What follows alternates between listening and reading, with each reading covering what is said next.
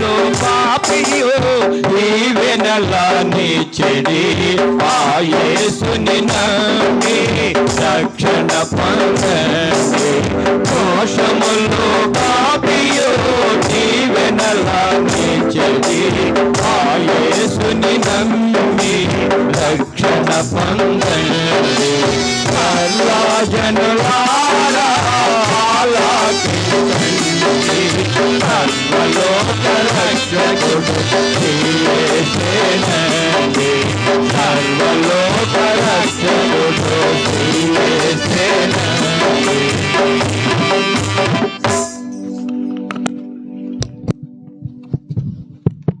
ప్రార్థన చేసుకుని దేవుని మాటలు విందాం. కోవూరు నుండి వచ్చినటువంటి పాల్కిషోర్ బ్రదర్ పాల్కిషోర్ గారు వచ్చి ప్రార్థన చేస్తారు. తర్వాత మన మధ్య నెల్లూరు నుండి వచ్చినటువంటి దేవుని సేవకులు రత్నాకరన్ ఉన్నారు, వారు వర్తమానం అందిస్తారు.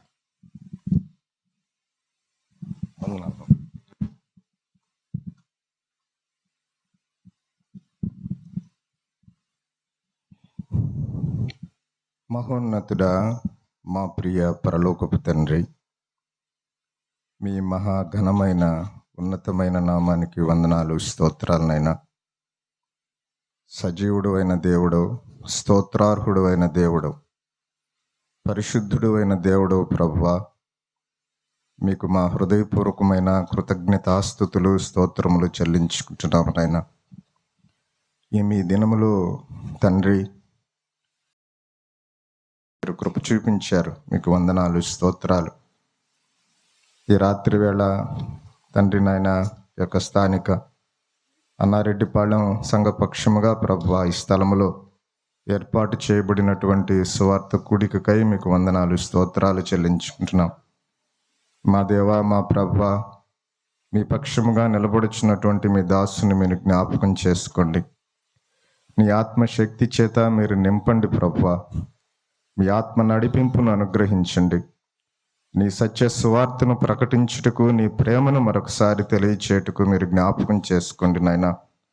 మారు మనస్సు లేకుండా ఈ లోకంలో జీవిస్తున్నటువంటి ప్రియులను మీరు దర్శించండి, వారి హృదయాలను తెరవండి ప్రభువా. మీకు వందనాలు, స్తోత్రాలు తండ్రి. మీ యందు విశ్వాసం ఉంచినటువంటి ప్రియులకి క్షేమము తండ్రి, మారు మనసు లేని వారికి మారు మనసు, పాప క్షమాపణ మార్గాన్ని మీరు అనుగ్రహించమని వేడుకుంటూ తండ్రి, ఈ కూడికను మీ బలిష్టమైన హస్తాలకి సంపూర్ణంగా సమర్పించుకుంటూ మీ దాసును మీ చేతులకు అప్పగించుకుంటూ సమస్తమైన స్తుతి, మహిమ, ఘనత, ప్రభావములను మీకే ఆరోపించుకుంటూ మా ప్రియరక్షకుడైన యేసు క్రీస్తు ప్రభువారి పరిశుద్ధ నామములో ప్రార్థన చేసి అడిగి వేడుకొనుచున్నాము మా ప్రియ పరలోకపు తండ్రి, ఆమెన్.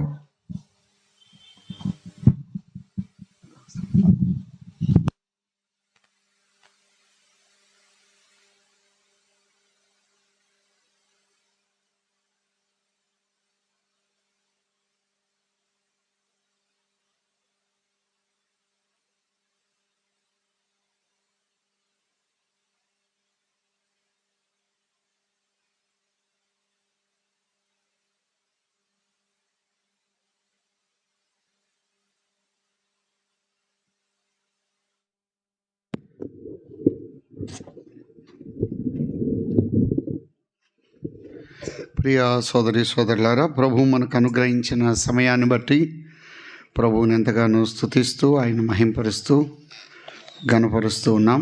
ఈ రాత్రి ప్రభు సన్నిధిలో మనం ఉండగా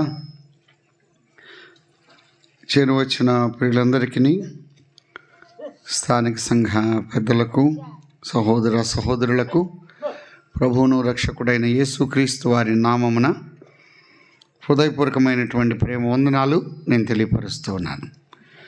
దైవ గ్రంథం నుండి ఆదికాండం 28వ అధ్యాయం, ఆదికాండం 28వ అధ్యాయం 10వ వచనం నుండి మనం చదువుదాం. ఆదికాండం 28వ అధ్యాయం 10వ వచనం నుండి. యాకోబు బెహెర్షెబా నుండి బయలుదేరి హరాను వైపు వెలుచు ఒక చోట చేరి ప్రొద్దు గురుంకినందున అక్కడ రాత్రి నిలిచిపోయి ఆ చోటి రాళ్ళలో ఒకటి తీసుకొని తనకు తల్లగడగా చేసుకొని అక్కడ పండుకొనెను. అప్పుడు అతడు ఒక కల కనెను. అందులో ఒక నిచ్చెన భూమి మీద నిలబడి ఉండెను. దాని కొన ఆకాశమునంటెను. దాని మీద దేవుని దూతలు ఎక్కుచూ దిగుచూ ఉండిరి. యోహాను సువార్త 1వ అధ్యాయం. యోహాను సువార్త 1వ అధ్యాయం 51వ వచనం. యోహాను సువార్త 1వ అధ్యాయం 51వ వచనం.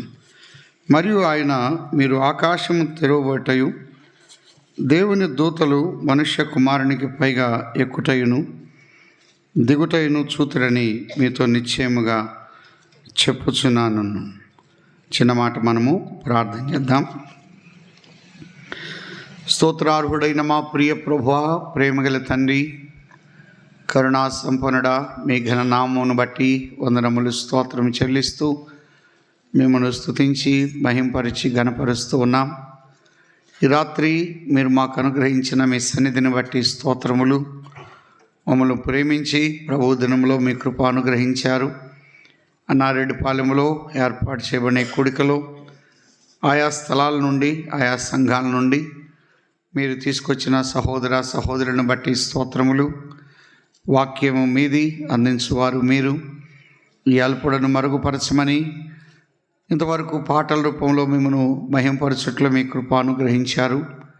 మీ వాక్యాన్ని ధ్యానిస్తూ ఉండగా తండ్రి, శబ్దయంత్రం ద్వారా గ్రామాన్ని, గ్రామ పెద్దలను తండ్రి, సిలువ వేయబడిన యేసు క్రీస్తు ప్రభు వారు ప్రదర్శించబడి వారు విని అంగీకరించుట్లో మీ కృప అనుగ్రహించమని తండ్రి, అల్పునైన నన్ను మరుగుపరిచి మీ ఆత్మతో నింపి మీరే మహిమ పొందమని, ఏ రకమైన అల్లరి లేకుండా వినగలిగే వాతావరణాన్ని, వినుబుద్ధిని మీరు కలిగించమని, సమస్త మహిమ ఘనత మీకు ఆరోపిస్తూ విద్యుత్తును, శబ్దయంత్రాన్ని మీ కృపగల హస్తాలకు అప్పగిస్తూ ఈ దీనుణ్ణి జ్ఞాపకం చేసుకోమని వాక్యమైన యేసు క్రీస్తు ప్రభు నామమున స్తోత్రము చెల్లించి ప్రార్థించి అడిగి వేడుకుంటున్నాము తండ్రి. ఆమేన్. మంచిది. మంచి వాతావరణం ప్రభు మనకు అనుగ్రహించారు. చక్కగా పాటలు పాడడానికి ప్రభు కృప చూపించారు. అందును బట్టి ప్రభువును స్తుతిస్తూ ఉన్నాం. చల్లని వాతావరణం అంటే మనకు తెలియకుండా నిద్రలోకి వెళ్తాం. నిద్ర ఆరోగ్యానికి మంచిదే, కానీ ఇక్కడ కాదు. మీరెవరు నిద్రపోకూడదు. ఒకవేళ నిద్రపోతే నేను ఒక బలహీనత ఉంది. ఆ షర్టు పేరు, డ్రెస్ పేరు చెప్తాను అంతే. అదొకటి, దాన్ని బట్టి మీరు అర్థం చేసుకోవాలి. ఆదికాండం 28వ అధ్యాయంలో యాకోబు యొక్క పద్దనరాము ప్రయాణాన్ని మనం చూడగలుగుతున్నాం.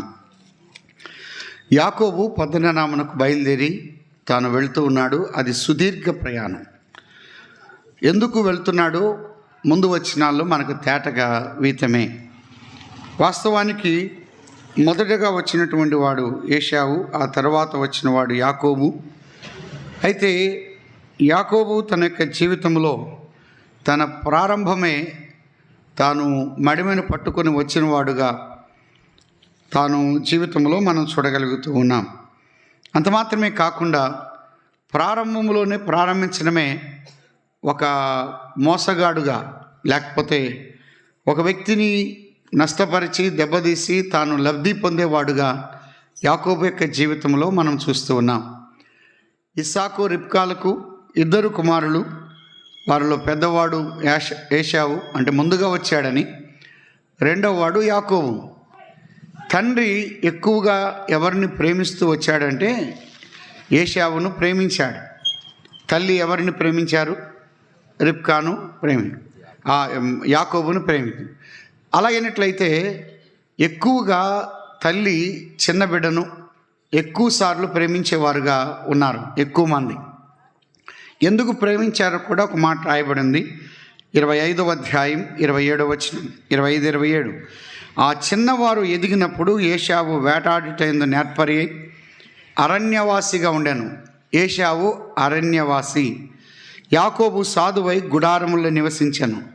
యాకోబు గుడారవాసి. ఏశావు అరణ్యవాసి, యాకోబు గుడారవాసి. 28వ వచనం. ఇస్సాకు ఏశావు తెచ్చిన వేట మాంసమును తినుచుండేది గనుక అతన్ని ప్రేమించెను, రిబ్కా యాకోబును ప్రేమించెను. తండ్రి అయినటువంటి ఇస్సాకు ఏశావును దేన్ని బట్టి ప్రేమిస్తున్నాడంటే వేట మాంసమును బట్టి ప్రేమిస్తున్నాడు. మాంసమును బట్టి, చేపలను బట్టి ప్రేమించే ప్రేమ ఎక్కువ కాలం నిలవదు. కాబట్టి అది అల్పకాలమే. కొంతమంది తల్లిదండ్రుల యొక్క బలహీనత ఎరిగి వారు చేసేవారు. రిబ్కా అనేది ఏమండి, ఏశావు ఎప్పుడు పడితే అప్పుడు రాత్రుల్లో ఇంటికి వస్తున్నాడు, వాడిని ఒక మాట కూడా అనడు. చీటికి మాటికి చిన్నోడిని మాత్రం ఊరక ఏదో ఒకటి అంటూ ఉంటారు, వాడికి మాత్రం ఒక్క మాట కూడా అనరు. అని అంటే ఒకరోజు రాత్రి ఆలస్యంగా వచ్చాడు ఏశావు. ఎరా ఎన్ని గంటలకు వస్తావు అన్నాడు తండ్రి. అనగానే నాన్న ఇదిగో కుందేలు మాంసం ఇటు పట్టరా అన్నాడు. కోపం అంతా పోయింది. తల్లిదండ్రుల బలహీనత ఎరిగి కుమారుడు ఏం చేస్తున్నాడో చూడండి. ఈ నేటి దినాల్లో కూడా తల్లిదండ్రులకు ఏది ఇష్టమో దాన్ని తీసుకొస్తారు. ఇంటికి వచ్చేటప్పుడు తల్లికి చీర ఇష్టమైతే చీర తీసుకొస్తారు, హ్యాండ్ బ్యాగ్ ఇష్టమైతే హ్యాండ్ బ్యాగ్ తీసుకొస్తారు. వాళ్ళకి ఏది తిండి అయితే అది తీసుకొస్తారు. ఎందుకని? కోపం అంతా పోతుంది. ఈ దినాల్లో యవనస్తులు కూడా చాలామంది తల్లిదండ్రుల యొక్క బలహీనత ఎరిగి వారు వచ్చేవారు. అలాగైతే వేట మాంసమును బట్టి ప్రేమించాడు. రిబ్కా యాకోబును ప్రేమించింది. రిబ్కా యాకోబును ప్రేమించడంలో అనేకమైనటువంటి కారణాలు మనం చూడగలం. అంత మాత్రమే కాదు, తండ్రి అయినటువంటి దేవుడు యాకోబును ప్రేమించాడు. నేను ఏశావును ద్వేషిస్తున్నాను, యాకోబును ప్రేమిస్తున్నాడు. యాకోబు దేవుని యొక్క ప్రేమను కూడా పొందగలిగాడు. యాకోబు యొక్క జీవితంలో ఆ రోజున ఏశావు దగ్గర నుండి జ్యేష్ఠత్వాన్ని తీసుకున్నాడు. మొట్టమొదటిసారిగా అన్నను మోసగించాడు. అంత మాత్రమే కాదు, ఒకానొక దినమున తండ్రి అడుగుతున్నాడు. 27వ అధ్యాయం 1వ వచనం. ఇస్సాకు వృద్ధుడై అతని కన్నులకు మంద దృష్టి కలిగినప్పుడు అతడు తన పెద్ద కుమారుడైన ఏశావుతో, నా కుమారుడా అని అతను పిలవగా, అతడు చిత్తము నాయన అని అతనితో అనెను. అప్పుడు ఇస్సాకు, ఇదిగో నేను వృద్ధుడను, నా మరణదినము నాకు తెలియదు. కాబట్టి నీవు దయచేసి నీ ఆయుధములైన నీ అంబుల పొదిని, నీ విల్లును తీసుకొని అడవికి పోయి నా కొరకు వేటాడి మాంసము తెమ్ము. ఇస్సాకు ఏ మాంసానికి అలవాటు పడ్డాడు? అడవి మాంసానికి అలవాటు పడ్డాడు. మీరు ఎప్పుడైనా చూడండి, బయట తిండికి అలవాటు పడ్డవాళ్ళు ఇంటి తిండిలో తినరు. సహోదరు ఎంత ప్రయాసపడి కష్టపడి చేసినా బయట తినొచ్చిన వాళ్ళు మాత్రం ఇంట్లో అసలు తినరు. ఈ యొక్క ఇస్సాకు ఎటువంటి వాడంటే ఈ అరణ్యములో లేకపోతే అడవి మాంసానికి అలవాటు పడ్డాడు. మంద లేదా? 8వ వచనం. కాబట్టి నా కుమారుడా, నా మాట విని నేను నీకు ఆజ్ఞాపించినట్టు చేయము. నీవు మందకు వెళ్ళి, తల్లి యాకోబుతో ఏమంటుందంటే నీవు మందకు వెళ్ళు అని చెప్తుంది. అంటే మంద ఉన్నది, కానీ మంద మాంసము కన్నా అడవి మాంసం అనేది ఈ యొక్క ఇస్సాకునకు చాలా ఇష్టం. నేను చనిపోబోతున్నా, అందుకే నేను వృద్ధుడను, నా కన్నులకు మంద దృష్టి కలిగింది గనుక నేను లోపుగా చనిపోయే లోపుగా నేను ఆశీర్వదిస్తాను. అందుకే కంటి చూపు తగ్గింది. ఎవరికి? ఇస్సాకు జీవితంలోట కంటి చూపు తగ్గింది, కానీ పంటి బలం తగ్గల. పెట్టినని కటకటా కొరుకుతున్నాడు. అందుకే చూడండి ఎంత పళ్ళు ఎంత దిట్టంగా గట్టిగా ఉన్నాయి. అడవి మాంసం అంటే మామూలు మాంసం కాదు. వాటి ఎముకలు కానీ వాటి విధానం కానీ మీరు తిన్నారా అంటారు, తిన్నోళ్ళు చెప్పారు. అలాగైనట్లయితే ఆ మాంసం తీరే వేరు.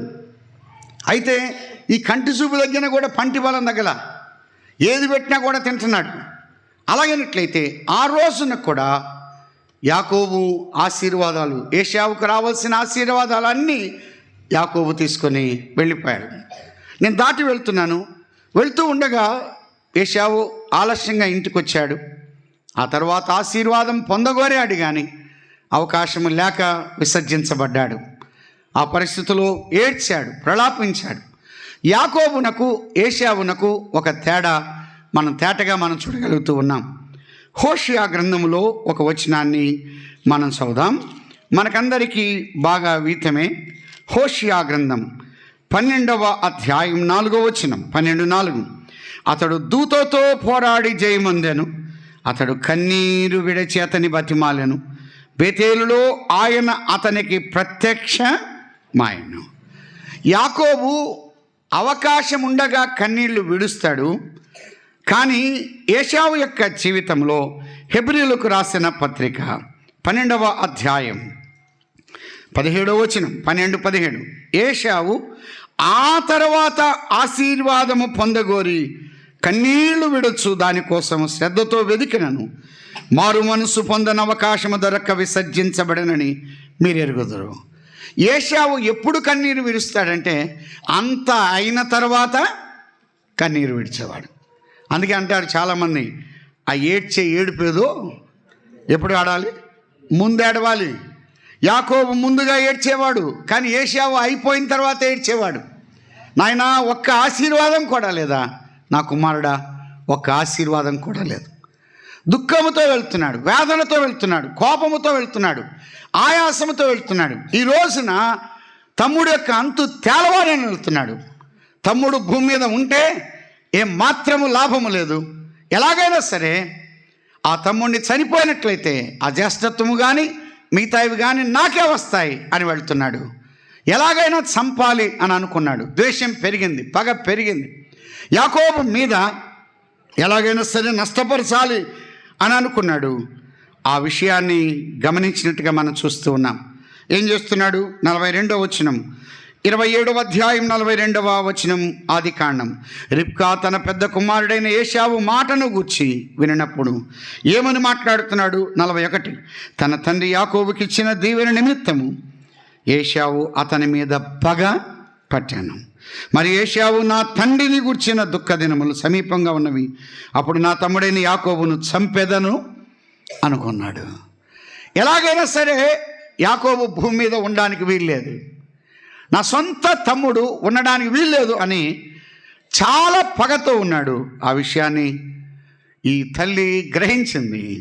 గ్రహించి 43 అన్నది, కాబట్టి నా కుమారుడా నీవు నా మాట విని లేచి హారానులో ఉన్న నా సహోదరుడు లాబాను వద్దకు పారిపోయి నీ అన్న కోపం చల్లారు వరకు నువ్వు అక్కడ ఉండాలి.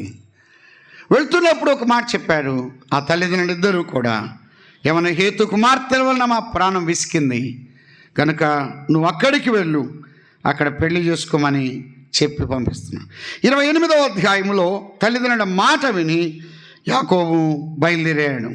28వ అధ్యాయం 2వ వచనంలో అన్నాడు, నీవు లేచి పద్దనరాములోని నీ తల్లికి తండ్రి అయిన బెతూయేలు ఇంటికి వెళ్ళి అక్కడ నీ తల్లి సహోదరుడు లాబాను కుమార్తెలలో ఒకదానిని వివాహము చేసుకోము. తల్లిదండ్రులు ఏమన్నారంటే ఇద్దరిని అన్నాడా, ఒకరిని అన్నారా? ఒకరిని. యాకోబు ఎటువంటి వాడంటే ఎక్కడ అవకాశం ఉంటే అక్కడ సద్వినియోగం చేసుకుంటాడు. అది యాకోబు యొక్క జీవితం. కొంతమంది అంతే, వచ్చిన అవకాశాన్ని పూర్తిగా కంప్లీట్ చేసుకుంటారు. అది సరైందా కాదా అని కూడా గ్రహించారు. నాతో ఒక సహోదరుడు వచ్చినప్పుడు ఒక హోటల్కి వెళ్ళాం. ఆ బఫెట్ ఉన్న పకోడీ మొత్తం తిన్నాడు. అన్నా మిగతా అన్నీ కూడా తినొచ్చు. లేదు లేదు ఇదే బాగుందని అన్నాడు. వెంటనే మరుసటి రోజు 108లో వెళ్తున్నాడు, ప్రార్థన చేయండి అంటున్నాడు. ఎందుకని వచ్చిన అవకాశాన్ని సద్వినియోగం చేసుకున్నాడు. అన్నీ తినకూడదు, వచ్చి ఆయన్ని మొత్తం సద్వినియోగం చేసే దెబ్బే. యాకోబు యొక్క జీవితంలో అలాగ ఉన్నవాడు. యాకోబు ఎటువంటి వాడంటే ఎక్కడికి వెళ్ళినా అక్కడ సెటిల్ అవుతాడు. దేవుడు తీసి ఒక దెబ్బ కొడితే కానీ ముందుకెళ్ళడు. అది యాకోబు యొక్క జీవితంలో. ఆ రోజున ఒకదానిని పెళ్లి చేసుకోమని తల్లిదండ్రులు చెప్పి పంపారు. అయితే తల్లిదండ్రుల మాట విని వెళుతున్నాడు. 7వ వచనం, యాకోబు తన తల్లిదండ్రుల మాట విని పద్దనరామునకు వెళ్ళిపోయాడని ఏశావునకు తెలుసుకున్నాడు. పద్దనరాము ప్రయాణమై వెళ్ళిపోతున్నాడు. ఈ రాత్రి ఒక 3 విషయాలు చెప్పి నేను ముగిస్తాను. పద్దనరామునకు వెళ్తున్నాడు, ఒంటరిగా వెళ్తున్నాడు. ఒంటరిగా వెళ్తున్నాడు. ఎలా వెళ్తున్నాడంటే 32వ అధ్యాయం 10వ వచనం, ఆదికాండం 32:10, నీవు నీ సేవకునికి చేసిన సమస్తమైన ఉపకారములకును సమస్త సత్యమునకు అపాత్రుడను, ఎట్లనగా నా చేతి కర్రతో మాత్రమే ఈ యోర్దాను దాటితేనే. చేతి కర్రతో వెళ్తున్నాడు, ఒంటరిగా వెళ్తున్నాడు. ఏ నాడు ఇంటిని వదిలిపెట్టలేదు. ఇంటిని వదిలిపెట్టి వెళ్ళిపోతున్నాడు. తల్లికి దూరమయ్యాడు, తండ్రికి దూరం అయిపోతున్నాడు. ఒంటరి జీవిత యాత్రలో దాదాపుగా బెహెర్షెబా నుండి హరాను వైపు వెళ్తున్నాడు. బెహెర్షెబా నుండి హరాను 500 మైళ్ళ దూరం, దాదాపుగా 900 కిలోమీటర్లు వెళ్తున్నాడు. ఒంటరి ప్రయాణ జీవితంలో సుదీర్ఘ ప్రయాణమై వెళ్తున్నాడు. అరణ్యము గుండా వెళ్ళాలి. మార్గదర్శకుడు లేడు, మాట్లాడేవాడు లేడు, అర్థం చేసుకున్నవాడు లేడు. ఒంటరి జీవితాన్ని యాకోబు అనుభవిస్తున్నాడు. ఏ నాడు ఒంటరి జీవితాన్ని అనుభవించిన యొక్క యాకోబు యొక్క జీవితం ఆ రోజు రాత్రి ఒంటరి జీవితాన్ని అనుభవిస్తున్నాడు. ప్రతిరోజు రాత్రి తల్లి ప్రక్కన ఉండేవాడు. ఈరోజు రాత్రి ఒంటరిగా పడుకుంటున్నాడు. ఒంటరి యొక్క జీవితం గుండా వెళ్తున్నాడు. ఒంటరిగా అరణ్యములో వెళ్తున్నటువంటి యాకోబును ఒక దిక్కుమాలిన వాడుగా, లేకపోతే ఒక వేదనతో, ఒక దుఃఖముతో, అన్న ఎక్కడ తరుముతాడో అన్న భయముతో వెళ్తున్నాడు. ఆ వేదనతో వెళ్తున్నాడు, తన యొక్క ఆందోళనతో వెళ్తున్నాడు. అలాగా భయముతో ఉన్నటువంటి యాకోబు యొక్క జీవితంలో దేవుని యొక్క ప్రమేయం ఉన్నది. దేవుని యొక్క ప్రవేశం మనం చూస్తున్నాం. ఆయన ఇంటర్ఫియర్ అయ్యాడు, ఆయన కల్పించుకున్నాడు, ఆయన ఇన్వాల్వ్ అయ్యాడు యాకోబు యొక్క జీవితంలో. ఒకప్పుడు తల్లి కల్పించుకున్నది, ఒకప్పుడు తండ్రి కల్పించుకున్నాడు. కాదు, ఈరోజు రాత్రి యాకోబు యొక్క జీవితంలో దేవుడు కల్పించుకుంటున్నాడు. ఆయన ఇన్వాల్వ్ అవుతున్నాడు.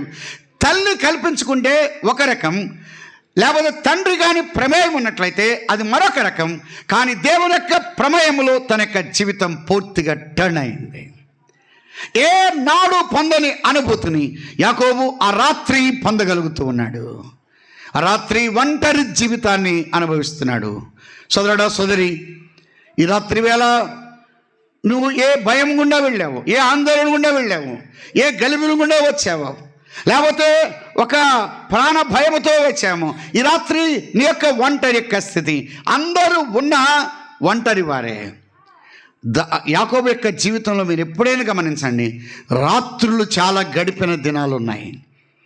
యాకోబు కొన్ని దినాలు రాత్రుల్లో గడుపుతూ వచ్చాడు. ప్రతి రాత్రి ఒక పాఠాన్ని నేర్చుకున్నాడు.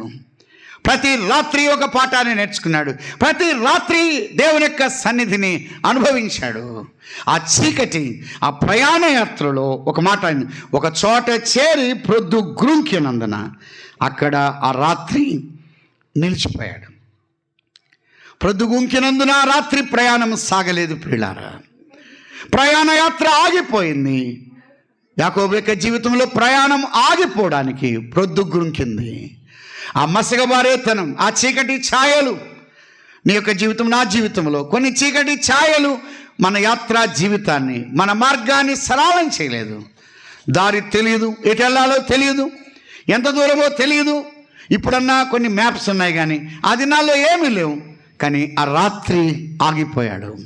ఆ రాత్రి తన యొక్క ప్రయాణానికి నిలుపుదల జరిగినట్టుగా మనం చూస్తున్నాం. ఆ రాత్రి తన ప్రయాణం ముందుకు వెళ్ళలేకపోయాడు. ఈ రాత్రి నువ్వు ఎంత దూరం వచ్చి ఆగావో, నువ్వు ఎక్కడ ఆగిపోయావో, అక్కడ నుండి యాకోబు యొక్క జీవితంలో, నీ జీవితంలో కూడా ఆయన ఇన్వాల్వ్ అయితే చాలు. అలా అయినట్టయితే ఆ రాత్రి రాళ్లలో ఒక రాయి తీసుకొని తలగడగా చేసుకొని అక్కడ పండుకున్నాడు, నిద్రపోయాడు. ఆ రాయిని ఆశ్రయించాడు. రాళ్లలో ఒక రాయి, ఆ రాయి ఊతనిచ్చిన రాయి, ఆధారమైన రాయి, తన తలను ఎత్తు చేసిన రాయి, తనకు నెమ్మదిచ్చిన రాయి, విశ్రాంతి పొందిన రాయి.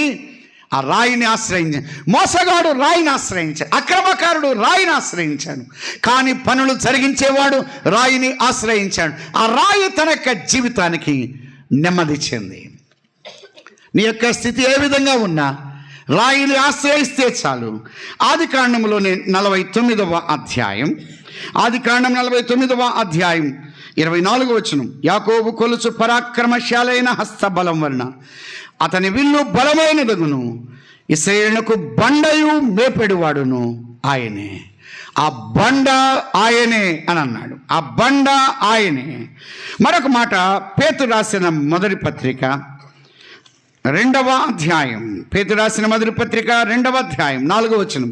మనుషుల చేత విసర్జించబడిన, దేవుని దృష్టికి ఏర్పరచబడిన అమూల్యమును సజీవమునైన రాయగు ప్రభువునొద్దకు వచ్చినవాడు. సజీవమైన రాయి, అమూల్యమైన రాయి, శ్రేష్టమైనటువంటి రాయి, తన యొక్క జీవితంలో ఎత్తు చేసిన రాయి, ఆధారమైన రాయి, విశ్రాంతినిచ్చిన రాయి, నెమ్మది పొందిన రాయి. ఆ రాయి ప్రభు అయినటువంటి యేసుక్రీస్తు వారు. ఆ రాయిని ఆశ్రయించాడు. ఈ రాత్రి నువ్వు ఏ స్థితిలో ఉన్నా, ఏ పరిస్థితిలో ఉన్నా, ఆ రాయి వద్దకు వస్తే చాలు. ఆ రాయి విశ్రాంతినిచ్చింది. కానీ ఒంటరి జీవితంలో ప్రశాంతంగా నిద్రపోయాడు. కలగన్నాడంటే వాస్తవానికి కలగన్నాడంటే నిద్ర ఎక్కువ పడితే కళ్ళు వస్తాయా, తక్కువ ఉంటే కళ్ళు వస్తాయండి? నిద్ర బాగా పడితే కళ్ళు వస్తాయా, లేకపోతే బాగా రాకపోతే కళ్ళు వస్తాయా? పిల్లలు బాగా చెప్పాలి. పిల్లలు నిద్రలో ఎక్కాలు చెప్తూ ఉంటారు, చూసారా? వాళ్ళు లేచి వెళ్ళిపోతూ ఉంటారు. కొన్నిసార్లు అన్నీ సర్దుకొని వెళ్తూ ఉంటారు. కొన్నిసార్లు ఏదో ఒకటి మాట్లాడుతూ ఉంటారు. కొన్నిసార్లు కొంతమందికి కల్లో నేను పెళ్ళి అయినట్టుగా వస్తూ ఉంటుంది. ఇవన్నీ కొన్ని కల్లో. అనంతపురం జిల్లా వెళ్తే నేను ఇంకో సేవకులు పడుకున్నాం ఒకే గదిలో, చిన్న బెడ్రూమ్, అది మంచాలు పక్కనే వేశారు. మధ్యరాత్రి మాట్లాడుకొని పడుకున్నాం. పెద్ద ఆయన 1 గంట దాటింది. మధ్యలో వేసి రావా రావా రావా అని పిలుస్తున్నాడు. ఇదేందబ్బా నన్ను పిలుస్తున్నాడా, లేకపోతే ఎవరు నన్ను చూసా? లైట్ వేసా, ఎవరు లేరు. ఒక అంకులు అని అన్నా. ఏంటయ్యా లేపావేంది అన్నాడు. లేపడం కదా, మీరు నన్ను లేపారు. రావా అంటున్నారు, నేను తప్ప ఎవరు లేరు కదా, ఇంకెవరున్నారని. నేను నిద్రలో అప్పుడప్పుడు మాట్లాడతానట, మా అమ్మాయి చెప్పి ఆ మాట నాకు చెప్పాలి కదా ముందు. కొన్నిసార్లు నిద్రలో లేచి వెళ్ళిపోయిన సందర్భాలు ఉన్నాయన్నాడు. పెద్ద ఆయనే పాపం 65 సంవత్సరాలు. నిద్రలో కూడా మాట్లాడేవాళ్ళు, నిద్రలో కూడా లేచి వెళ్ళిపోయేవాళ్ళు. బజార్ దాకా వెళ్ళి వెనక్కి వచ్చేవాళ్ళు ఉన్నారు. అలాగే ఇప్పుడు కూడా పెద్దవాళ్ళైనా కూడా ఉన్నటువంటి వారు అనేక మంది. నిద్ర బాగా పట్టిందంటే కళలు వస్తాయి. అలా అయితే కలగన్నాడు. ఆ కలలో ఒక మాట 12వ వచనం, అప్పుడు అతడు ఒక కలగనను, అందులో ఒక నిచ్చెన భూమి మీద నిలవబడి ఉండెను. దాని కొన ఆకాశమునంటెను, దాని మీద దేవుని దూతలు ఎక్కుచు దిగుచున్నారు. ఒక నిచ్చెన అన్నాడు. ఆ నిచ్చెన భూమి మీద నిలవబడింది, దాని కొన ఆకాశమును అంటింది. ఆ నిచ్చెన క్రింద ఎవరున్నారంటే యాకోబు ఉన్నాడు. నిచ్చెన పైన 13వ వచనంలో మరి యెహోవా దానికి పైగా నిలిచాడు. పైన యెహోవా ఉన్నాడు, క్రింద ఎవరున్నారు? యాకోబు ఉన్నాడు. క్రింద మోసగాడు ఉన్నాడు, కింద బలహీనుడు ఉన్నాడు, క్రింద లోపముతో ఉన్నవాడు ఉన్నాడు, పైన పరిశుద్ధుడు ఉన్నాడు, ఘనుడు ఉన్నాడు, మహోన్నతుడు ఉన్నాడు. ఆ పైనున్న ఆయనకు క్రిందనటువంటి యాకోబు యొక్క జీవితంలో రాత్రి నిజంగా ఒంటరి జీవితాన్ని అనుభవిస్తుండగా ఒక నిచ్చెన భూమి మీద నిలబడి ఆకాశమనంటిన నిచ్చెన. ఆ నిచ్చెన ఆ రాత్రి ఆ పైనటువంటి దేవుణ్ణి, క్రింద ఉన్నటువంటి యాకోబునకు ఆ యొక్క నిచ్చెన ఉన్నదన్నాడు. యోహాను సువార్త 1:51 అన్నాడు. ఆ నిచ్చెన ఎవరు? మనుష్య కుమారుడు, మన ప్రభు అయినటువంటి యేసు క్రీస్తు వారు. ఇలా చెప్దాం. ఒకటి, ఆ నిచ్చెన మధ్యవర్తి అయిన నిచ్చెన. ఆ నిచ్చెన మధ్యవర్తి అయిన నిచ్చెన. పైన ఉన్నటువంటి దేవునికి, కిందన్న యాకోబునకు ఆ రాత్రి మధ్యవర్తి ఎవరు? మధ్యవర్తి ఎవరు? వాస్తవానికి ఇంటి దగ్గర ఉన్నప్పుడు తల్లి మధ్యవర్తిగా ఉన్నది. తల్లి అర్థం చేసుకునేది, తల్లి మాట్లాడేది, తల్లి ప్రతి విషయంలో ఇన్వాల్వ్ అయ్యేది. ఈ వేదన, ఈ బాధ రాకుండా తల్లి మధ్యవర్తిత్వం ఉన్నది. కానీ ఆ రాత్రి మధ్యవర్తి లేడు. ఆ రాత్రి మధ్యవర్తి లేడు. యాకోబు యొక్క జీవితంలో మధ్యవర్తి ఎవరు? యెషయా గ్రంథంలో ఒక మాట మనం చూద్దాం. 59వ అధ్యాయం 16వ వచనం. తీసిన వారు సహాయం చేస్తారా? సంరక్షకుడు లేకపోవట ఆయన చూచెను. మధ్యవర్తి లేడు, మధ్యవర్తి లేడు, సంరక్షకుడు లేడు, మధ్యవర్తి లేడు.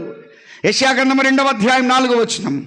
యెషయా గ్రంథం 2వ అధ్యాయం 4వ వచనం ఏమన్నాడు? ఆయన న్యాయము తీర్చే మధ్యవర్తి అని అన్నాడు. ఈ మధ్యవర్తి ఎవరంటే న్యాయము తీర్చే మధ్యవర్తి. మీకా గ్రంథం 4వ అధ్యాయం 3వ వచనంలో అని అన్నాడు. మీకా గ్రంథం 4వ అధ్యాయం 3వ వచనం. ఈ మధ్యవర్తి, వాస్తవానికి మధ్యవర్తి లేడు, సంరక్షకుడు లేడు, అర్థం చేసుకున్నవాడు లేడు, దగ్గరకు వచ్చిన వాడు లేడు. కానీ మధ్యవర్తి ఎవరంటే ప్రభు అయినటువంటి యేసు క్రీస్తు వారు. ఆ మధ్యవర్తి ఏ మధ్యవర్తి అంటే న్యాయము తీర్చే మధ్యవర్తి. మీకా గ్రంథం 4వ అధ్యాయం 3వ వచనం. ఆయన మధ్యవర్తి అయి అనేక జనములు, అన్ని జనులకు మాత్రమే కాదు, అనేక జనములకు న్యాయము తీర్చే మధ్యవర్తి. అమ్మాయ, ఈ రాత్రి ఆయన మధ్యవర్తి, యాకోబును అర్థం చేసుకున్న మధ్యవర్తి. యాకోబు యొక్క బలహీనత, యాకోబు యొక్క లోపం, యాకోబు యొక్క వేదన, యాకోబు యొక్క దుఃఖం, యాకోబు యొక్క బాధ, యాకోబు యొక్క కన్నీరు, యాకోబు యొక్క అంగలార్పును అర్థం చేసుకునే మధ్యవర్తి ఉన్నాడు. మన ప్రభు అయినటువంటి యేసు క్రీస్తు వారు. సోదరుడా సోదరి, ఈ రాత్రి భర్త అర్థం చేసుకోకపోవచ్చు, భార్య అర్థం చేసుకోకపోవచ్చు, బంధువులు అర్థం చేసుకోకపోవచ్చు, రక్త సంబంధికులు అర్థం చేసుకోకపోవచ్చు, పిల్లలు అర్థం చేసుకోకపోవచ్చు. నిన్ను అర్థం చేసుకునే ప్రభు ఉన్నాడు. ఈయన మధ్యవర్తిగా ఉన్నాడు. ఈయన మధ్యవర్తిగా ఉన్నాడు. తిమోతికి రాసిన మొదటి పత్రిక 2వ అధ్యాయం 5వ వచనం అన్నాడు.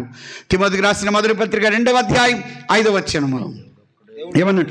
దేవుడు ఒక్కడే, దేవునికి నరులకు మధ్యవర్తి ఒక్కడే. ఈయన దేవునికి నరులకు మధ్యవర్తి. మన ప్రభు అయినటువంటి యేసు క్రీస్తు వారు దేవునికి నరులకు మధ్యవర్తి. యాకోబునకు ఆ దేవునికి మధ్యవర్తిగా మన ప్రభు అయినటువంటి యేసు క్రీస్తు వారు ఉన్నారు. ఆ నిచ్చెన అని అన్నాడు. ఆ నిచ్చెన మధ్యవర్తిత్వంగా ఉన్నటువంటి నిచ్చెన. అలాగైనట్లయితే హెబ్రీయులకు రాసిన పత్రిక 8వ అధ్యాయం 6వ వచనం. హెబ్రీయులకు రాసిన పత్రిక 8వ అధ్యాయం 6వ వచనం ఏమన్నారు? మరి ఎక్కువైన వాగ్దానమునకు నియమించబడి మరి ఎక్కువైన నిబంధనకు మధ్యవర్తి అన్నాడు. మరి ఎక్కువైన నిబంధనకు మధ్యవర్తి. హెబ్రీయులకు రాసిన పత్రిక 12వ అధ్యాయం 24వ వచనం 24. క్రొత్త నిబంధనకు మధ్యవర్తి అయిన యేసునొద్దకు. అలాగైతే క్రొత్త నిబంధనకు మధ్యవర్తి మన ప్రభు అయినటువంటి యేసుక్రీస్తు వారు. మధ్యవర్తి లేడా? ఈ రాత్రి నీ పక్షంగా మాట్లాడేవాడు లేడా? చాలామంది అంటారు, నా పక్షంగా మాట్లాడేవారు లేరు, నన్ను అర్థం చేసుకునేవారు లేరు, నా పక్షంగా వాదించేవారు లేరు. ఈ మధ్యవర్తి, మామూలుగా ఈ లోకంలో ఉన్న మధ్యవర్తి, ఏ మధ్యవర్తి అయినా ఇద్దరి దగ్గర వారు సొమ్ము తీసుకుంటారు. అవునా కదా? మధ్యవర్తిత్వం నిర్వర్తిస్తే వాళ్ళ దగ్గర డబ్బులు తీసుకుంటారు, వీళ్ళ దగ్గర డబ్బులు తీసుకుంటారు. వాళ్ళకు సమానంగా మాట్లాడతారు, వీళ్ళకి సమానంగా మాట్లాడతారు. ఎవరికి నొప్పి కలిగించరు. ఒకవేళ ఎవరైనా ఇద్దరు కలిసి నానా మాటలు అన్నారనుకోండి, అసలు మీ దగ్గర న్యాయం తీర్చడమే వేస్ట్ అని వెళ్ళిపోతాడు. బాధ భరించే మధ్యవర్తి కాదు, మాట పడే మధ్యవర్తి కాదు ఈ లోకంలో ఉన్నవారు. కానీ మన ప్రభు అయినటువంటి యేసు క్రీస్తు వారు మాట భరించే మధ్యవర్తి. అలాగైనట్లయితే ఈ యొక్క మధ్యవర్తిగా ఉన్నాడు. ఆ రాత్రి యాకోబు యొక్క జీవితంలో మధ్యవర్తి ఎవరంటే ప్రభు అయినటువంటి యేసు క్రీస్తు వారు. ఈ రాత్రి నీ యొక్క జీవితంలో ఆయన మధ్యవర్తిగా ఆయన ఉంటాడు. నిన్ను అర్థం చేసుకుంటాడు, నీ దగ్గరకు వస్తాడు, నీ సమీపానికి వస్తాడు. ఇద్దరి మధ్య చేతులుంచగలిగిన మధ్యవర్తి, కలపగలిగినటువంటి మధ్యవర్తి, అలాగైతే నెమ్మదిచ్చే మధ్యవర్తి. యాకోబు యొక్క జీవితంలో ఒక మధ్యవర్తి ప్రవేశిస్తున్నాడు. ఈ లోకంలో గొడవ పెట్టే మధ్యవర్తి కాదు, శాంతి సమాధానం ఇచ్చే మధ్యవర్తి, సఖ్యతను కలిగించే మధ్యవర్తి. ఆ మధ్యవర్తి ఉన్నాడు. అందుకే ఆదికాండం 28వ అధ్యాయం 12వ వచనం అన్నాడు, అప్పుడు అతడు ఒక కలగనను, అందులో ఒక నిచ్చెన భూమి మీద నిలవబడి ఉండెను, దాన్ని కొన ఆకాశమును అంటెను, దాని మీద దేవుని దూతలు ఎక్కుచు దిగుచు ఉన్నారు. ఎక్కుచు దిగుచు ఉన్నారంటే ఈ యొక్క నిచ్చెన పైన ఉన్నటువంటి దేవునికి, క్రింద ఉన్నటువంటి మానవునికి ఒక మార్గముగా ఉన్నది. ఈ నిచ్చెన ఏ నిచ్చెన అంటే మార్గమైన నిచ్చెన. ఒకటి మధ్యవర్తి అయిన నిచ్చెన, ఇది మార్గమైన నిచ్చెన. అలాగైనట్లయితే ఆ యొక్క ఉన్నతమైన స్థలానికి మార్గం ఎవరు? ఎత్తైన స్థలానికి మార్గం ఎవరు? ఆ దేవుని దగ్గరికి వెళ్ళడానికి మార్గం ఎవరు? ఆ రోజు రాత్రి యాకోబు యొక్క జీవితంలో మార్గము లేదు, ఒక మార్గదర్శకుడు లేడు, ఒక గైడ్ లేడు, నడిపించేవాడు లేడు, మార్గము చూపించేవాడు లేడు. అయితే ఒంటరిగా వెళ్ళిపోతున్నాడు, ఒక చేతి కర్రతో వెళ్తున్నాడు.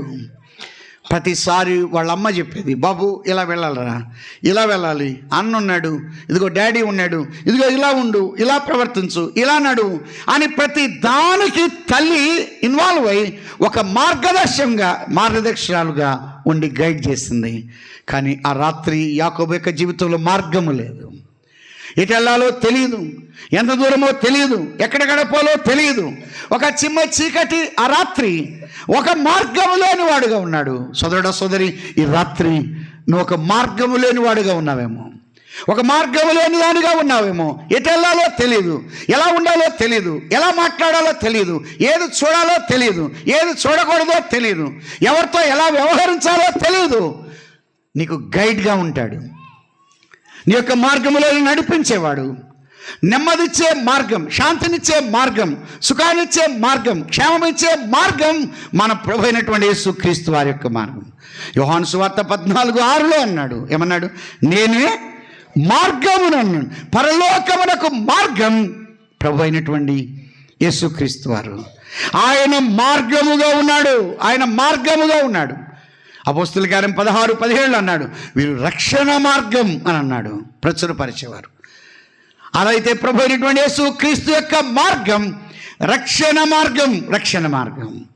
ఇర్మియా గ్రంథంలో చెప్పాడు, పురాతనమైన మార్గములో నిలుచుండి చూడుడి, మేలు కలుగు మార్గం ఏదని అడిగి అందులో నడుచుకునడి, అప్పుడు మీకు నెమ్మది కలుగును. నెమ్మదిచ్చే మార్గం, సుఖాన్నిచ్చే మార్గం, క్షేమమిచ్చే మార్గం, ఆదరణిచ్చే మార్గం, శాంతినిచ్చే మార్గం, సమాధానాన్నిచ్చే మార్గం, విశ్రాంతినిచ్చే మార్గం మన ప్రభు అయినటువంటి యేసుక్రీస్తు వారు. ఆ మార్గం తృప్తినిస్తుంది. ఒకరికి మార్గం సరిగా కనబడుతుంది కానీ తుదకు ఎక్కడికి నడిపిస్తుంది? మరణానికి దారి. కొన్నిసార్లు అంటారు, నా మార్గం నాకు బాగానే ఉంటుంది కానీ ఆ మార్గంలో తృప్తి లేదు, ఆ మార్గంలో సమాధానం లేదు, ఆ మార్గంలో నెమ్మది లేదు. ఆ మార్గంలో సోదరుడా సోదరి, నువ్వు తీసుకున్న మార్గం, నువ్వు తీసుకునే నిర్ణయం నీకెంత బాధ కలిగిస్తుంది, నీకెంత వేదన కలిగిస్తుంది, నీకెంత దుఃఖము కలిగిస్తుంది. కొంతమంది పిల్లలు చూడండి, ఇన్ని కాని మార్గం గుండా వెళుతున్నారు, కాని విధానాలు గుండా వెళుతున్నారు. వారి యొక్క ఆలోచన ఎలా నడిపించబడితే అలా నడిపించబడుతున్నారు, ఎటు పడితే అటు వెళ్ళిపోతున్నారు. ఎంతమంది పిల్లలు నిద్ర లేక రాత్రుల్లో కొన్ని వాటికి అలవాటు పడ్డారు, డ్రగ్స్కి అలవాటు పడినటువంటి వారి యొక్క మార్గములో వేదన ఉన్నది, వారి యొక్క మార్గములో దుఃఖం ఉన్నది, వారి యొక్క మార్గములో అంగలార్పు ఉన్నది. కొంతమందికి మొబైల్స్కు పూర్తిగా అడిక్ట్ అయిపోయారు. ప్రకాశం జిల్లా ఈ మధ్య వెళ్తే ఒక అబ్బాయి మంచిగా చదువుకున్నవాడు, అన్నిట్లో ఫస్ట్ క్లాస్గా సంపాదించుకున్నాడు, ఒక ఉన్నతమైన స్థితికి వచ్చాడు. కానీ పూర్తిగా రాత్రి పగలు తను పూర్తిగా ఈ యొక్క మొబైల్కి అడిక్ట్ అయిపోయాడు. వాళ్ళ అమ్మ నాన్న ఎంత ఏడుస్తున్నారంటే, అన్నయ్య మేము ప్రభువుని నమ్ముకున్నాం, వీడు మాత్రం ఇలాగనే ఉన్నాడు, వాడు పూర్తిగా రాత్రి పగలు ఇదే చూస్తూ ఉంటాడు, కళ్ళంతా కూడా దెబ్బతినిపోయాయి, బక్కజిక్కిపోయాడు, బలహీనుడైపోయాడు. నేను పర్సనల్గా మాట్లాడితే చాలా బాధతో ఉన్నాడు, వేత్తో అన్న నేను ఎందుకో మరి నేను అలా అయిపోయాను, నా పరిస్థితి అలాగైపోయింది, నా మార్గం ఇలాగనే ఉంది, నేను నిద్రపోని దినాలు ఉన్నాయి, భోజనం తినని దినాలు ఉన్నాయి, స్నానం చేయని దినాలు ఉన్నాయి, సుఖాన్ని అనుభవించని దినాలు ఉన్నాయి, అమ్మతో నాన్నతో నేను మాట్లాడను, నా యొక్క పరిస్థితి పూర్తిగా ఇది అయిపోయింది. మానవుని యొక్క జీవితంలో మానవుడు పూర్తిగా అపవాది యొక్క కబంధ హస్తాల కిందకి వెళ్ళిపోయాడు, మగ్గుతున్నాడు, వేదనతో ఉన్నాడు, పూర్తిగా తను ఇష్టం వచ్చినట్టుగా జీవిస్తున్నాడు. తన యొక్క మార్గం సరికాని మార్గం. ఒకనొక దినమన్న చిన్న కుమారుడు ఇంటి దగ్గర నుంచి వెళ్ళిపోతున్నాడు. తండ్రి నాకు వచ్చే ఆస్తి నాకు ఇవ్వమన్నాడు. తండ్రి పంచిపెట్టాడు. చిన్న కుమారుడు ఆస్తిని అంతా సమకూర్చుకొని వెళ్తున్నాడు. తన మార్గం ఒకప్పుడు తండ్రి వైపు ఉన్న మార్గం ఇప్పుడు ఏ వైపు ఉన్నది? లోకం వైపు. వీపు తండ్రి వైపు మరలించాడు, వీపు ఇంటి వైపు మరలించాడు. తన యొక్క మార్గం వేరైపోయింది, తన యొక్క తీరు వేరైంది, తన మనస్సు వేరైంది, తన ఆలోచనలు వేరయ్యాయి, తన యొక్క దృక్పథం వేరైపోయింది. పూర్తిగా నాశనం అవడానికి, నష్టపోవడానికి ఇంటి దగ్గర నుంచి వెళ్ళిపోతున్నాడు. తన యొక్క మార్గములో వేశ్యలు ఉన్నారు, తన యొక్క మార్గములో తన కరువును అనుభవించాడు, తన మార్గములో విచ్చలవిడితనాన్ని అనుభవించాడు. తన యొక్క మార్గం, ఎన్నుకున్న మార్గం, ఆ సొమ్మున్నంత వరకు జీవించాడు. అవమానం ఉన్నది, వేదన ఉన్నది, ఆకలి ఉన్నది, దప్పిక ఉన్నది, గడ్డం పెరిగిపోయింది, ఉంగరం పోగొట్టుకున్నాడు, కాళ్ళకున్న చెప్పులు పోయాయి, తన యొక్క వస్త్రాలు చినిగిపోయాయి. బలహీనుడిగా బలముగంతుడుగా బయలుదేరిన వాడు ఒక బలహీనుడిగా మారిపోయాడు. అక్కడే పందులు మేపుతూ ఉండగా తన ఇంటిని గురించిన ఆలోచన వచ్చింది. నా తండ్రి ఇంట అనేక మంది కూలి వాళ్లకు ఆహారము సమృద్ధిగా ఉన్నది, నేను ఇక్కడ ఆకలికి చచ్చిపోతున్నాను. తండ్రి ఇంటిని జ్ఞాపకం చేసుకున్నాడు. పూర్తిగా లోకం వైపు ఉన్నవాడు తన యొక్క ముఖము తండ్రి ఇంటికి మలిచాడు. లోకం అతను ఏం చేసిందంటే పూర్తిగా ఖాళీ చేసింది, పూర్తిగా ఖాళీ చేయబడింది. లోకం ఒక వ్యక్తిని పూర్తిగా ఎంటీ చేస్తుంది, బలహీనుడుగా చేస్తుంది, భక్తిహీనుడుగా చేస్తుంది. ఎంత వాడుకోవాలో అంత వాడుకుంటుంది. పూర్తిగా నష్టపోయాడు. వేదనతో వస్తున్నాడు, దుఃఖముతో వస్తున్నాడు. తండ్రి అంగీకరిస్తాడా లేడా అన్నట్టుగా వచ్చాడు. తను తిరిగి తండ్రి ఇంటికి వస్తున్నాడు. తను ఎన్నుకున్న మార్గం, తను నిజంగా తండ్రి వైపు చూస్తుండగా తండ్రి దూరం నుండి చూచి పరిగెత్తుకొని వెళ్తున్నాడు. తండ్రి యొక్క చూపు ఆ కుమారుని మీదే ఉన్నది. తండ్రి గుర్తుపట్టాడు. ఆ ఊరిలో ఉన్నవారు ఎవరు గుర్తించలేదు, కానీ ఒక తండ్రి మాత్రమే గుర్తించాడు. సోదరుడ సోదరి, ఈ రాత్రి నిన్నెవరు ప్రేమించరు. కనికర పడుతున్న తండ్రి ఉన్నాడు. స్టిల్ ఇంకా కనికరం ఉన్నది, జాలి ఉన్నది, నెమ్మది సమాధానం ఉన్నది, ఆదరణ ఉన్నది. తండ్రి చేతులు చాచి పిలుస్తున్నాడు. ఇంత ఘోరమైన స్థితిలో ఉన్న నన్ను అంగీకరిస్తాడా? నన్ను స్వీకరిస్తాడా? నన్ను చేర్చుకుంటాడా? ఆ తండ్రి చేర్చుకున్నాడు. పరముందున్న తండ్రి, నీ మార్గం పూర్తిగా దెబ్బతిన్నా, నీ ఆలోచనలు దెబ్బతిన్నా, నువ్వు పతనమైపోయినా, నువ్వు నష్టపోయినా, నువ్వు ఇంతవరకు డ్యామేజ్ అయినా ఇక చాలు. ఈ రాత్రి ప్రభు వైపు తిరిగితే చాలు. నెమ్మదిచ్చేవాడున్నాడు, శాంతినిచ్చేవాడున్నాడు, సమాధానాన్నిచ్చేవాడున్నాడు. ఆ రాత్రి యాకోబు యొక్క జీవితంలో ఆ నిచ్చెన మార్గమైన నిచ్చెన. తన మార్గం పద్దనరాము కాదు, తన మార్గం ప్రభువే. ఈ రాత్రి నీ యొక్క మార్గం ప్రభు అయితే చాలు, నీ దారి ప్రభు అయితే చాలు, ఆయన్ను కేంద్రంగా పెట్టుకుంటే చాలు. అలాగైనట్లయితే ఒకటి ఆ నిచ్చెన మధ్యవర్తి అయిన నిచ్చెన, రెండవది ఆ నిచ్చెన మార్గమైన నిచ్చెన. అంత మాత్రమే కాకుండా ఆ మాట అన్నాడు 12వ వచనంలో, అప్పుడు అతడు ఒక కల కనెను, అందులో ఒక నిచ్చెన భూమి మీద నిలబడి ఉండెను అని అన్నాడు. దాని మీద దేవుని దూతలు ఎక్కుచూ దిగుచూ ఉన్నారు. పైన ఉన్నటువంటి దేవునికి, క్రింద ఉన్నటువంటి యాకోబునకు ఈ నిచ్చెన సమాధానకరమైన నిచ్చెన, సమాధానమిచ్చిన నిచ్చెన, నెమ్మదిచ్చిన నిచ్చెన. యాకోబు ఇంటి దగ్గర నుంచి ఎలా బయలుదేరాడంటే అసమాధానంతో బయలుదేరాడు. నెమ్మది లేనివాడుగా బయలుదేరాడు. అన్న ఎక్కడ చంపుతాడో అన్నట్టుగా బయలుదేరుతున్నాడు. అందుకే యాకోబు నెమ్మదిగా వస్తూ అసమాధానంగా ఉన్నాడు. గలిబిలితో వచ్చాడు, గందరగోళంతో వచ్చాడు, అసంతృప్తిగా వచ్చాడు, అసమాధానంగా వచ్చాడు. అయితే ఆ రాత్రి అక్కడ పడుకున్నాడు. ఆ రాయిని ఆశ్రయించి పడుకోగా ఆ రాత్రి ఆ నిచ్చెన సమాధానమిచ్చిన నిచ్చెన. మానవుడి యొక్క జీవితంలో సమాధానము లేదు, మధ్యస్థము చేసేవారు లేరు, అలాగైనట్లయితే సమాధాన పరిచేవారు లేరు. ప్రతిసారి తల్లి సమాధాన పరిచేదేమో కాబోలు, ఈరోజు రాత్రి యాకోబు యొక్క జీవితంలో సమాధాన పరిచేవారు లేరు, దగ్గరకు వచ్చేవారు లేరు, కలిపేవారు లేరు. ఏశావుతో కాదు, పైన ఉన్నటువంటి దేవునితో కలిపేవారు లేరు. అలాగైనట్లయితే ఆ ప్రభుతో కలవడానికి ఇష్టపడుతున్నాడు. యోబు గ్రంథం 22వ అధ్యాయం 21వ వచనాన్ని మనం చూద్దాం. యోబు గ్రంథం 22:21 ఏమన్నాడు?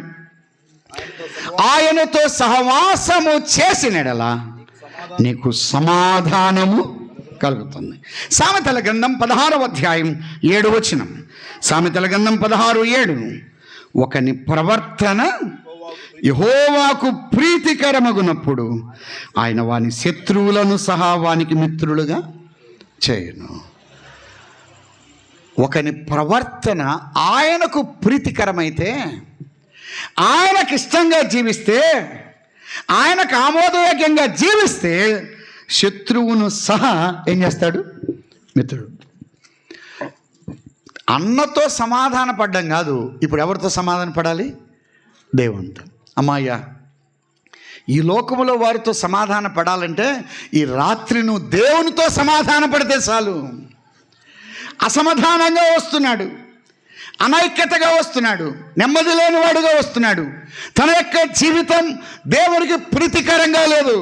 అమ్మాయ్యా, ఈ రాత్రి యాకోబు యొక్క జీవితం ఏశావుకు కాదు, దేవునికే ప్రీతికరంగా లేదు. నీ యొక్క జీవితం భార్యకు కాదు, భర్తకు కాదు, పిల్లలకు కాదు, తల్లిదండ్రులకు కాదు, గ్రామస్తులకు కాదు, బంధువులకు కాదు. నీ యొక్క ప్రవర్తన దేవునికే అసహ్యంగా ఉన్నది.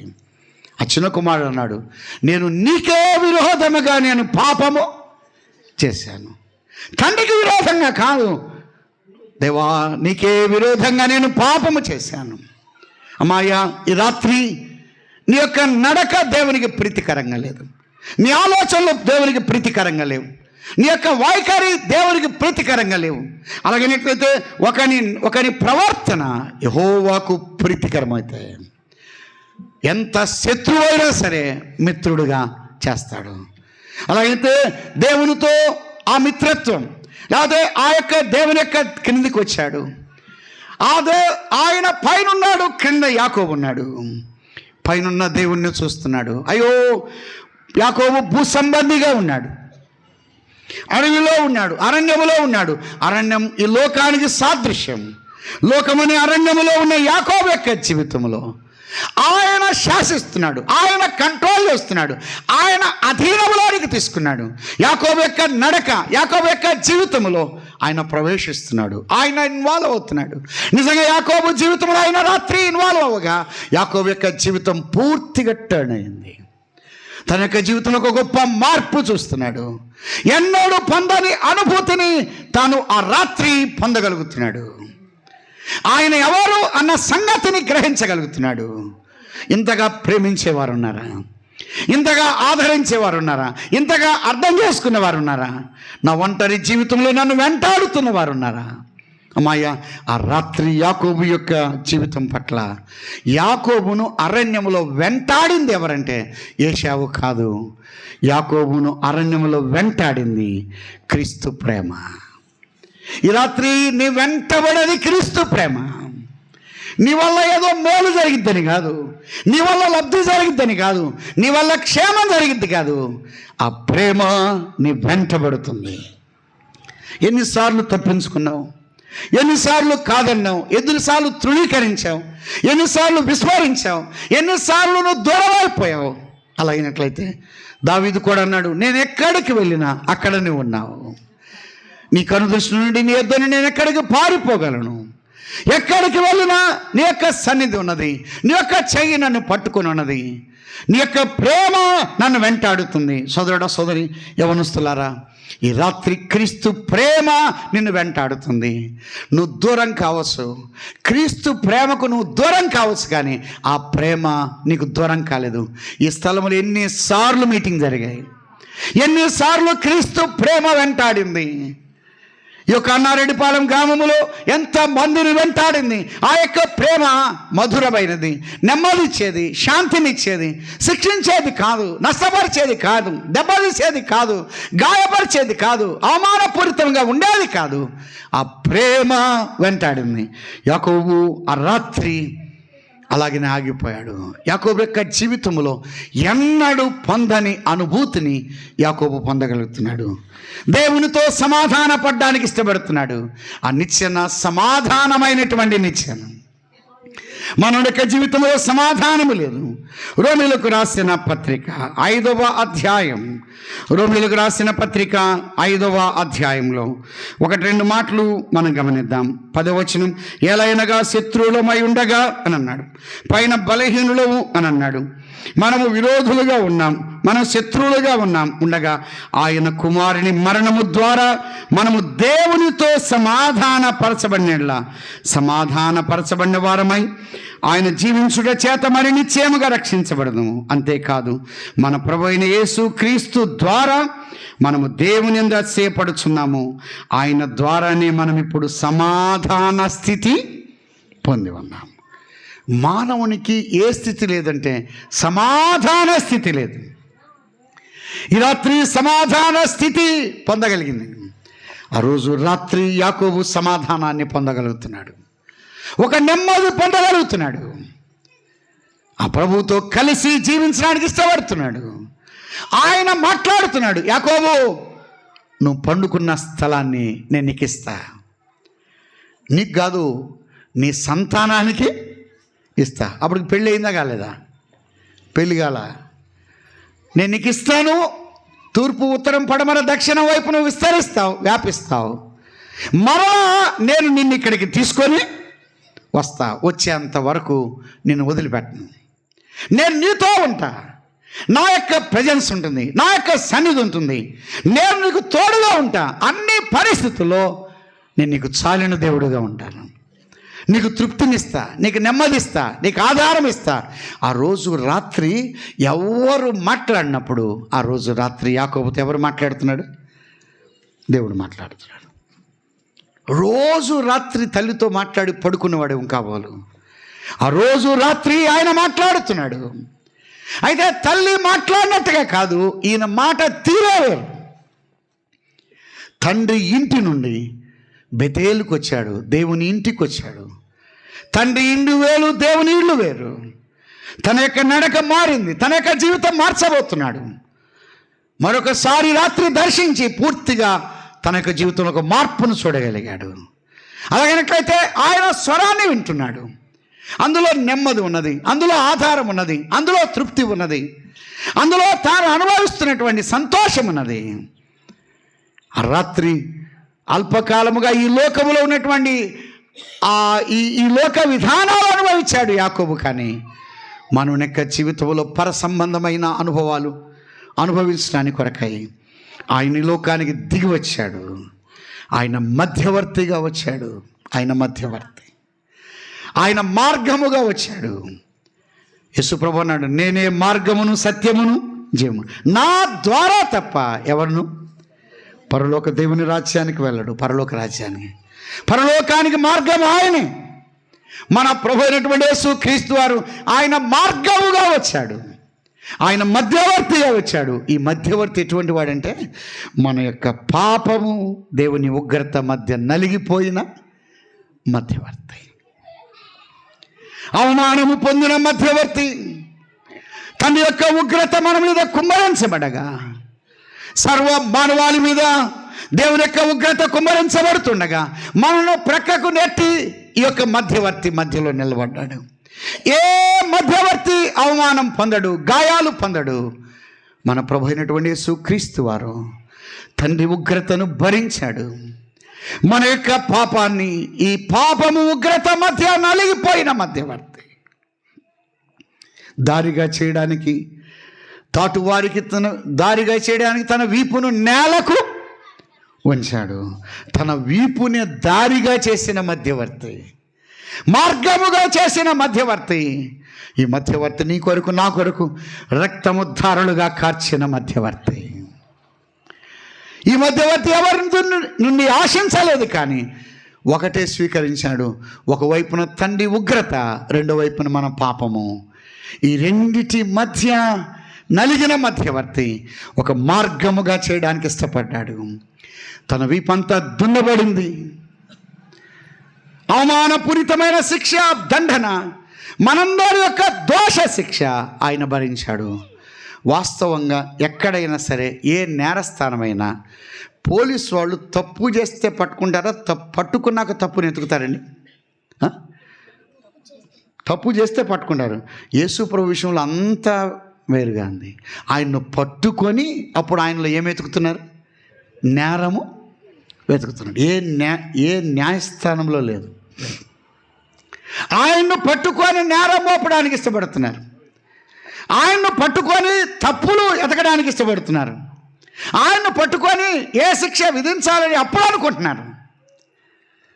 తప్పు చేస్తే పట్టబడ్డవాడు కాదు. మన యొక్క తప్పులు, మన పాపమును బట్టి పాపముగా ఆయన చేయబడ్డాడు. ఆయన పాపియే కాడు. అలాగనట్లయితే మనందరి దోష శిక్ష ఆయన భరించాడు. మనందరి అక్రమం ఆయన భరించాడు. మనందరి అన్యాయం ఆయన భరించాడు. ఆయన వీపు మీద కొరడా దెబ్బలు పడ్డాయి, రక్తము ధారలుగా కార్చాడు. ముఖమంతా చెకుముకి రాతి వలె చెక్కబడింది. తనలో ముల కిరీటం, నిలువల్లో గాయపరచబడ్డాడు. కొట్టువారికి వీపును అప్పగించాడు. వెంట్రుకలు పెరికివేయి వారికి తన ముఖాన్ని దాచుకున్నవాడు కాదు. ఆయన సహకరించాడు. ఆపరేషన్ జరుగుతున్నప్పుడు ఒక పేషెంట్ బాగా సహకరించాడు అంటాడు చూసారా, అలాగే మన ప్రభు అయినటువంటి యేసు క్రీస్తు వారు నీ కొరకు నా కొరకు పూర్తిగా కొట్టేవారికి తన వీపుకు అప్పగించాడు. తన ముఖాన్ని దాచుకోలేదు. యెరూషలేము వీధుల్లో ఏడవబడ్డాడు. గొలగతా ఎత్తైన స్థలములో 2 ఆ యొక్క మేకులు ఆ చేతుల్లో కొడుతుండగా రక్తము ధారలుగా కార్చాడు. 2 పాదములో పొడవైన మేకులు దిగుట్టగా రక్తాన్ని భల్లున కార్చాడు. సర్వ మానవాళి యొక్క పాప పరిహారార్థమై ఆయన ఒక మార్గముగా ఏర్పరచడం. ఆయన మార్గం రక్త మార్గం. రక్తము గుండా పాప క్షమాపణ, నెమ్మది, ప్రాయశ్చిత్తం, సమాధానం ఇవ్వడానికి ఇష్టపడ్డాడు. ఇతరుల రక్తాన్ని ధారపోసిన వాడు కాదు, ఆయనే రక్తాన్ని ధారపోశాడు. ఆకాశమునకు భూమికి మధ్యన ఆయన వేలాడాడు. మనందరి పాపముల కొరకు ఆయన చనిపోయాడు. ఆయన సమాధి చేయబడ్డాడు. ఆయన తిరిగి లేచాడు. ఈ రాత్రి ఆయనతో సహవాసము చేస్తే నీకు సమాధానం ఉన్నది, నీకు నెమ్మదిస్తాడు. ఆ మధ్యవర్తి యొద్దకు వస్తే చాలు.